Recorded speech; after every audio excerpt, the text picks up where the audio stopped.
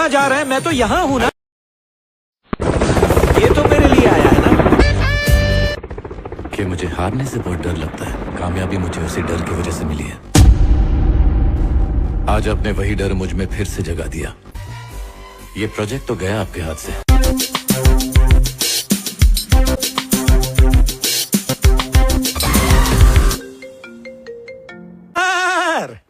मैंने सुना है किसी की बुराई करो तो उम्र बढ़ती है। अरे ये फावड़ा, इधर आ। क्या रेंग रहा है? जल्दी से यहाँ पर आ। कौन है ये? कौन है ये मालिक?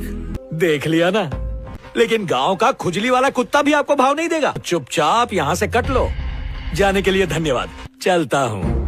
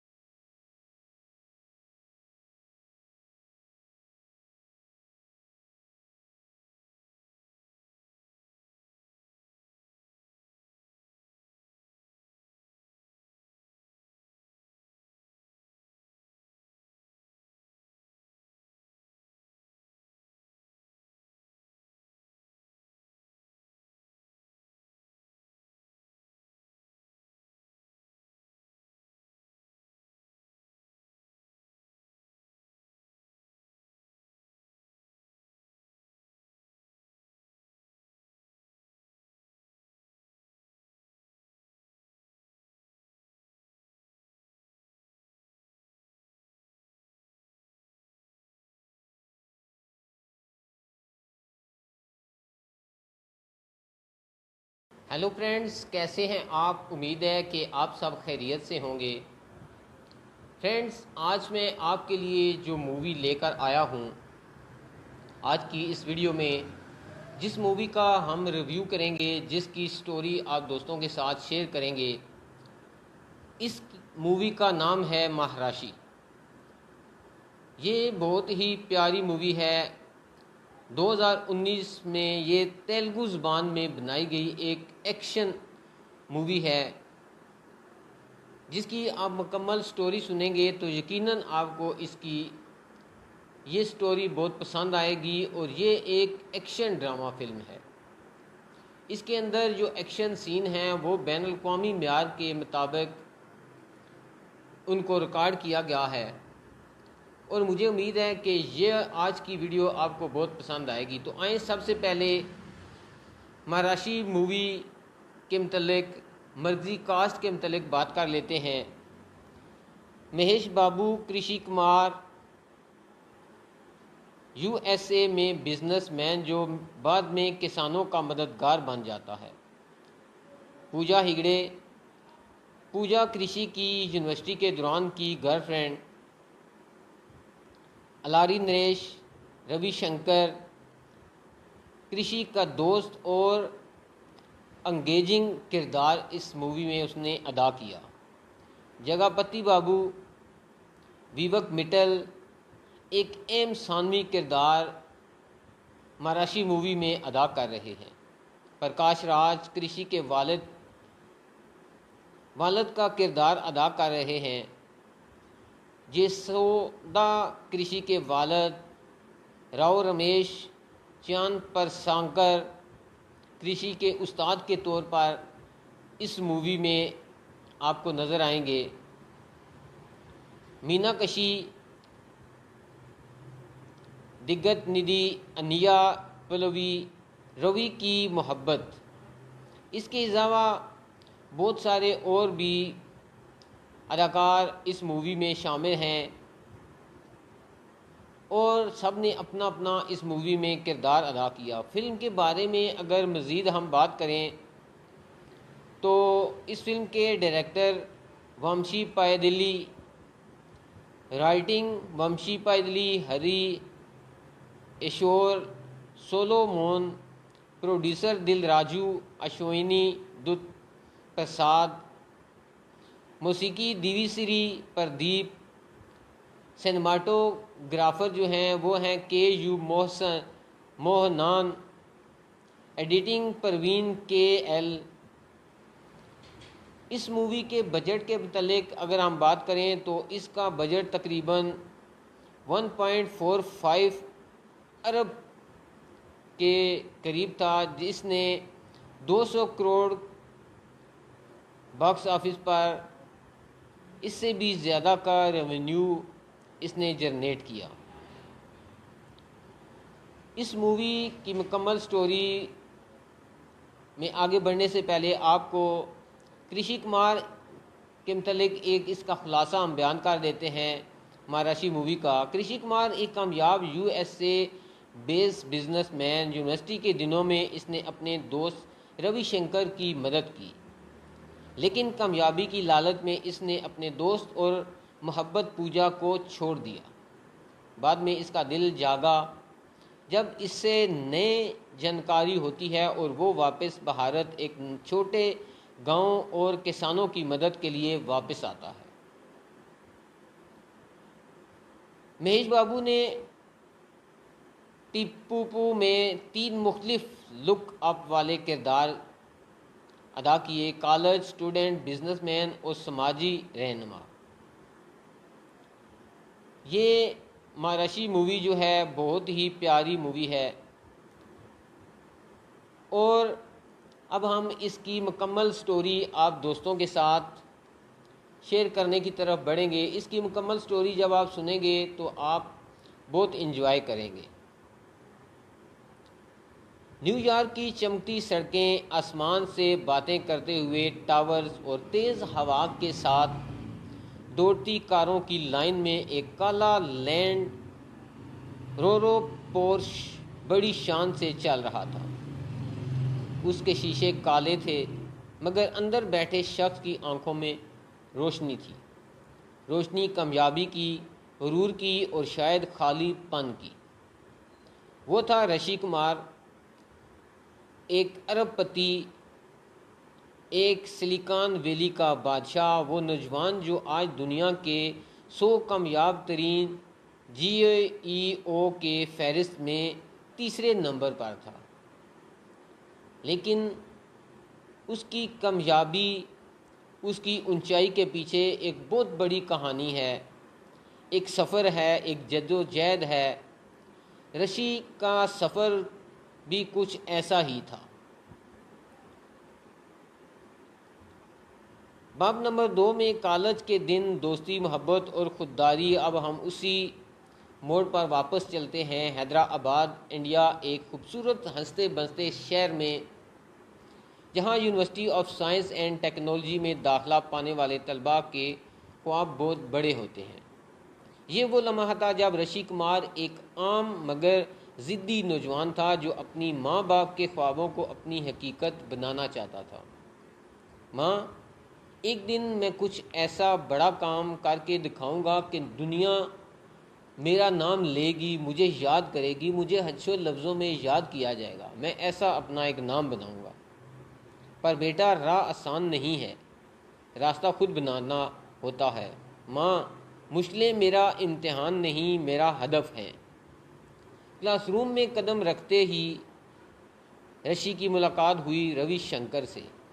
एक सीधा सादा, दही पसे मंज़र से आया हुआ नौजवान, दिल का साफ, ज़ुबान का सच्चा और दोस्ती का सच्चा पुजारी, जिसके साथ रखता सच्ची दोस्ती रखता। कोई मतलब की दोस्ती उसने कभी भी किसी से नहीं की।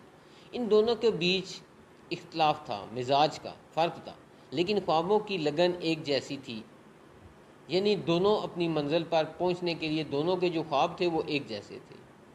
इसी दरमियान दाखिल होती है एक नरम सी रोशनी, पूजा, एक खूबसूरत, पुरकशिश, ज़हीन और ख़ुद मुख्तार लड़की जो अपने असूलों पर चलती है, जो अपने असूलों पर किसी किस्म का कोई कंप्रोमाइज़ नहीं करती। पहली बार जब ऋषि ने पूजा को देखा वो घबरा गया, मगर पूजा ने एक ही बात में इसे झंझोड़ दिया। तुम खुद को अक्लमंद समझते हो, पर शायद तुम्हें इंसानियत की कीमत का अंदाज़ा ही नहीं। ये जुमला ऋषि के दिल में बैठ गया। वो बदलने लगा। वो सिर्फ कामयाब तालब इल्म नहीं रहा, बल्कि इसकी शख्सियत में नरमी आना शुरू हो गई, एहसासपन आना शुरू हो गया और उसके अंदर एक अपनायत सी आना शुरू हो गई। यूनिवर्सिटी में हर साल रिसर्च स्कॉलरशिप के लिए बड़ा मुकाबला होता था और इस साल के दो सबसे मजबूत उम्मीदवार थे ऋषि और रवि। इन दोनों के दरमियान ज़बरदस्त किस्म का कंपटीशन था। रवि ने सारी मेहनत की थी, लेकिन ऋषि को अपनी जहानत पर फ़ख्र था कि ये स्कॉलरशिप मैं ही हासिल करूँगा। जब नताइज आए तो सब हैरान रह गए। ऋषि कामयाब और रवि नाकाम। रवि की आंखों में तब आंसू आ गए जब उसने देखा कि, लेकिन उसने कहा कुछ भी नहीं। वो सिर्फ इतना बोला, मैं हारा नहीं, मेरे यकीन को तोड़ा है। तुम जीते हो, मगर शायद दोस्त हार गया। ये लम्हा ऋषि के लिए फतह का नहीं, बल्कि एक अजियत का लम्हा था। उसे एहसास था कि रवि की मेहनत शायद इससे ज़्यादा थी, मगर उसने खुद को आगे रखने के लिए कुछ कुर्बान कर दिया था, शायद दोस्ती। पूजा ने ऋषि से सवाल किया, कामयाबी अगर ताल्लुकात तोड़ दे तो क्या वो सच में कामयाबी होती है? पूजा की इस बात पर ऋषि खामोश हो गया और उसको समझ ही नहीं आ रहा था कि वो पूजा को इस बात का क्या जवाब दे। ऋषि अपनी स्कॉलरशिप के साथ अमेरिका चला गया। नए ख्वाब, नई मंजिलें, नई चमक। वहाँ आहिस्ता आहिस्ता एक टेक्नोलॉजी कंपनी का आगाज़ करता है, ओरिजिन, जो जल्द ही आलमी सतह पर मारूफ और मकबूल हो जाती है। सिर्फ एक कंपनी नहीं, बल्कि ओरिजिन इंजेक्शन इसकी शनाख्त बन जाती है। टीवी चैनल्स, बिजनेस और इंटरनेट पर जगह जगह ऋषि कुमार द विजनरी की खबरें छा जाती हैं। मगर तन्हाई इसके दिल के एक कोने में छुपी रहती है। वो तन्हा ही होता है क्योंकि उसका दोस्त उसके साथ अब नहीं होता। माँ बाप की आवाज़, पूजा की नाराज़गी और रवि का वो जुमला, दोस्ती हार गई, ये सारा कुछ उसे सताता है। और उसे तन्हाई का एहसास होता है। ये सब सोने के तख्त पर बैठे बादशाह को अंदर से खोखला कर रहे थे। एक दिन एक खत ऋषि को मसूल होता है। भारत से लिखने वाला कोई और नहीं बल्कि रविशंकर था। उसने लिखा, ऋषि, गांव का हाल बुरा है, ज़मीनें छिन रही हैं, किसान मर रहे हैं और अब मेरा बाप भी। इसने ऋषि की नींदें उड़ा दी। जब ऋषि ने ये सारी खबरें खत में पढ़ी तो ऋषि की तो जैसे नींदें उड़ गई, उसके होश उड़ गए। उसने सब कुछ छोड़ा और पहली बार कई सालों बाद भारत के लिए रवाना हुआ और फौरन वापस लौट आया। इसके कदमों के तले कारपेट नहीं, मिट्टी थी। आंखों में न्यूयॉर्क की रोशनी नहीं, गांव की धूल थी। गांव में पहुंचकर ऋषि का सामना रवि से हुआ। रवि ने सर लहजे में ऋषि से कहा, अब क्यों आया है? गांव के दुख देखने या अपनी नाकामी छुपाने? ऋषि खामोश रहा। इसने सिर्फ इतना कहा, यहाँ से जाना आसान था मगर वहाँ से लौट कर आना बहुत मुश्किल था। मगर मैं इसके बावजूद भी देख लो लौट कर आया हूँ, सिर्फ तुम्हारे लिए नहीं, अपने लिए भी, इस गांव के लिए, इस गांव के हर फर्द के लिए। रवि की आंखों में नमी थी मगर इसने खुद को संभाला। अब दोनों ने मिलकर फैसला किया कि वो किसानों के हक के लिए लड़ेंगे, किसानों को उनका हक दिलाएंगे। वो किसानों के साथ मिलकर एक तहरीक का आगाज़ करते हैं। विवाक मिटल जैसे बड़े सियासतदानों और लालची सरमायादारी का सामना, ऋषि का कुर्बानी भरा सफ़र, ये सारी चीज़ें। गांव में वक्त ठहरा हुआ था। हर तरफ वीरानी, सूखे खेत, खाली कुएं और थके हारे चेहरे। अब ज़मीन को बेचने पर मजबूर थे। वजह कारपोरेट ज़मींदारों का लालच, ख़ास तौर पर एक बड़ा नाम, विवाक मिटल। विवाक मिटल वो आदमी था जो ज़राअती ज़मीनों को ख़रीद कर इन पर सड़कें, फैक्ट्रियाँ और महल्स वगैरह बनाना चाहता था। इसने किसानों को दबाकर, ढोंस देकर और हुकूमती मशीनरी के साथ मिली भगत से ज़मीनों पर कब्ज़ा करना शुरू कर दिया था। जबकि दूसरी तरफ से रविशंकर इन्हीं किसानों में से एक था जिसने अपनी ज़मीन नहीं बेची और यही वजह थी कि वो निशाने पर आ चुका था। जब ऋषि को ये सब पता चला, इसने दिल में तहिया कर लिया, अब मैं सिर्फ देखने नहीं आया, अब मैं लड़ने आया हूँ। किसानों का इनका हक दिलाने आया हूँ और इनका हक इनको दिला कर रहूँगा। ऋषि ने गांव के तमाम किसानों को इकट्ठा किया। वो किसान जो बिल्कुल मायूस हो चुके थे और उन्हें ऐसा लग रहा था कि जैसे अब इनकी ज़मीनें किसी भी सूरत नहीं बच सकती, उनकी ज़मीनें अब छीन ली जाएंगी। और उन्हें इस बात का यकीन हो चुका था, अब कुछ नहीं बदलेगा। इनके दरमियान ऋषि एक उम्मीद बनकर आया। जब तक एक बीज मिट्टी में ज़िंदा है, फसल उगने का यकीन बाकी है। इन अल्फाज ने दिल जीत लिए और यूं शुरू हुई एक बड़ी तहरीक, रामपुर क्रांति। ऋषि ने अपनी कंपनी का नेटवर्क इस्तेमाल किया। वकला, मीडिया और सोशल मीडिया के ज़रिए किसानों को तहरीक को कौमी सतह पर लाया। वो एक मिटल खामोशी नहीं बैठा। इसने पुलिस, मीडिया और हुकूमत को इस्तेमाल करके ऋषि के खिलाफ झूठे मुकदमात बनवा दिए और ऋषि को फंसाने का मंसूबा बना लिया। यहाँ तक कि ऋषि पर इल्ज़ाम लगाया कि वो किसानों को बहका रहा है और देश की तरक्की में रुकावट बनना चाहता है। एक दिन रात रविशंकर पर कातलाना हमला हुआ, वो शदीद ज़ख्मी हो गया। रशी के लिए ये लम्हा तकलीफ़ दे था। अस्पताल में वो रवि के पास बैठा और बोला, तुम मेरा ज़मीर हो रवि, जब तुम पर वार होता है लगता है मेरे अंदर कुछ मर गया। रवि ने कमज़ोर लहजे में जवाब देते हुए कहा, अगर तुम रुक गए तो सारे किसान हार जाएंगे, मत रुकना रशी, मत रुकना। ये जुमला रशी के लिए एक मिशन बन गया। एक दिन जब रशी अपनी माँ से फ़ोन पर बात कर रहा था, माँ ने कहा, बेटा ज़मीन का दर्द समझना आसान नहीं, वही समझता है जो खुद इस मिट्टी से जुड़ा हो। रशी ने विभाग मिटल के खिलाफ हाई कोर्ट में पटिशन दायर की। गांव के हकूक, ज़मीन की मालकियत और किसानों के वजूद की कानूनी जंग शुरू हुई। अदालत में जज ने पूछा, आप एक अरबपति हैं, किसानों का मुकदमा क्यों लड़ रहे हैं?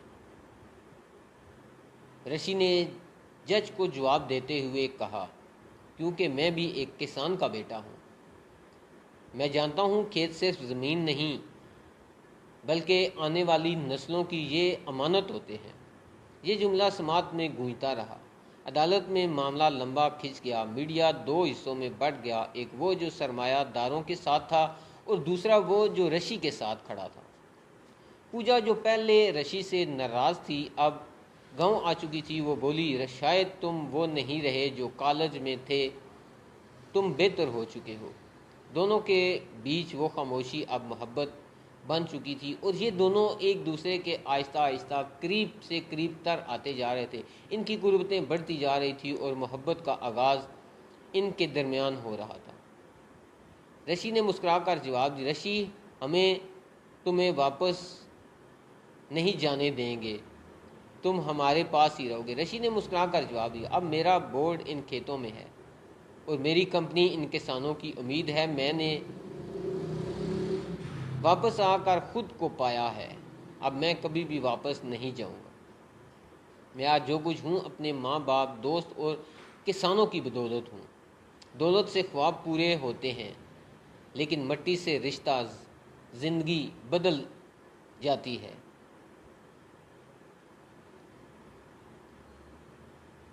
रामपुर गांव में फ़िज़ा बदल चुकी थी। जहां पहले खामोशी थी, अब वहां बोलती आवाज़ें थी। जहां खौफ था, अब उम्मीदें थी और इन उम्मीदों के मरकज़ में खड़ा था ऋषि कुमार।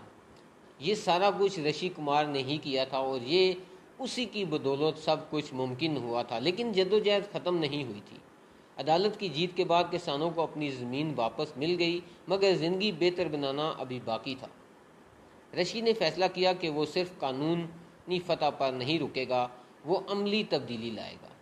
ज़मीन सिर्फ जीतने की चीज़ नहीं, संवारने की चीज़ है। ऋषि ने अपने तमाम तर वसाइल बुरुकार लाए और गाँव की ज़मीनों को एक मरतबा फिर आबाद किया। यूँ जब ज़मीनें आबाद हुई तो पूजा, जो अब ऋषि की कोशिशों की वजह से बहुत ज़्यादा पिघल चुकी थी, गांव में एक वीमेन एजुकेशन सेंटर खोलने का इरादा रखती थी।